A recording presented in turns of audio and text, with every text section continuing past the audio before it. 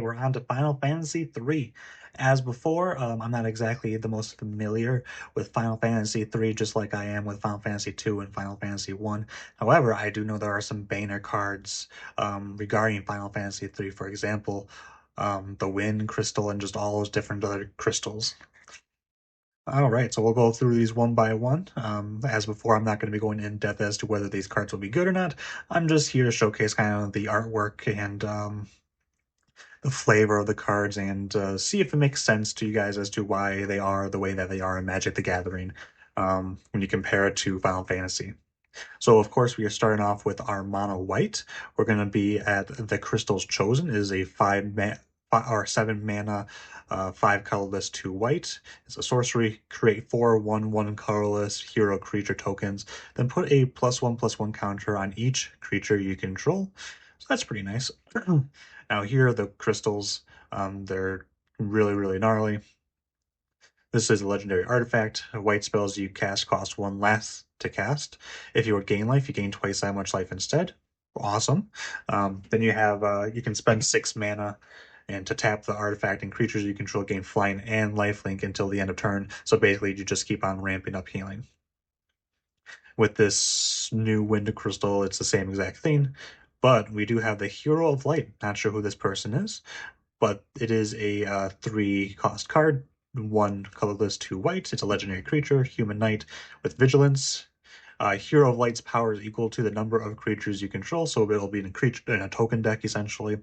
Whenever you attack for each opponent, create a 1/1 white human creature token that's trapped in that's tapped in attacking that player or the planeswalker they control. As before, I'll be showing you guys where you can be getting these cards, just because I know some of these cards might be like a chase for you. So that way you can know exactly where you can get them.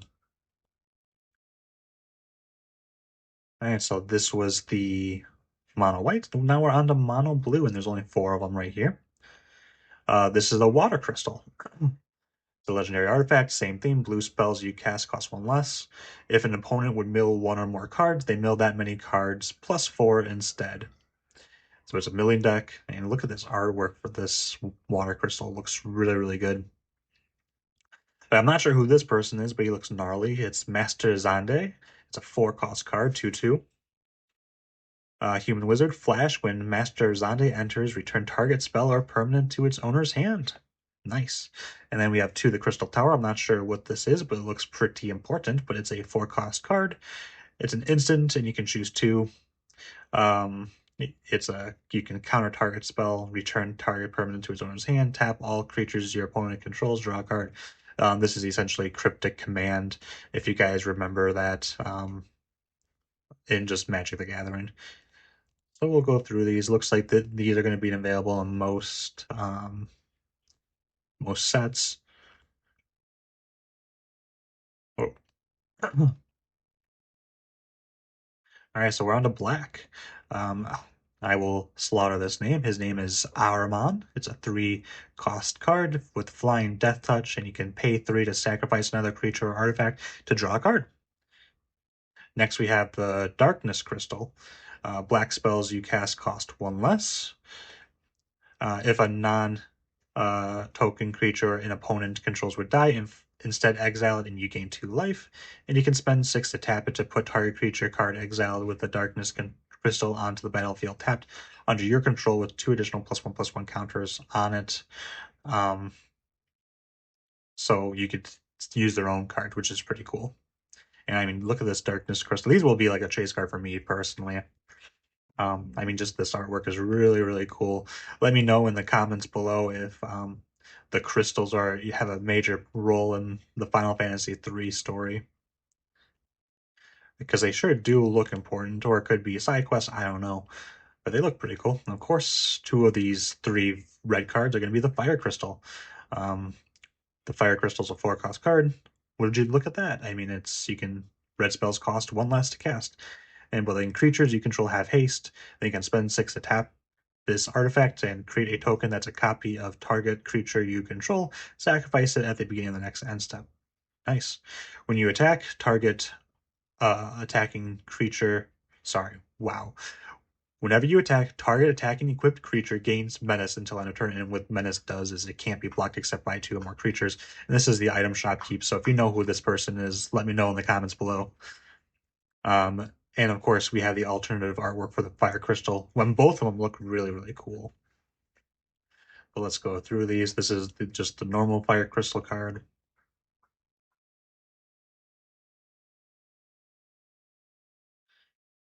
And that's the special one.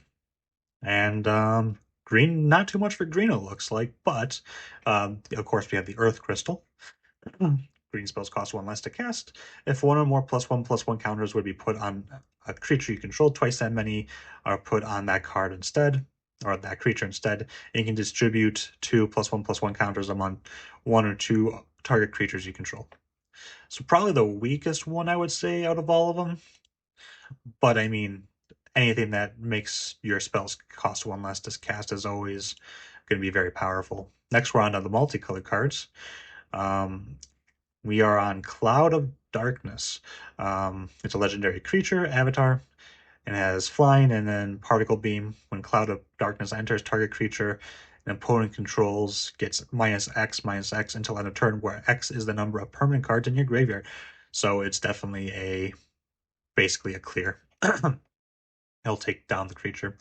Now we're at Sid Timeless Artificer, sorry. Artifact creatures and heroes you control get +1/+1 for each artificer you control and each artificer card in your graveyard.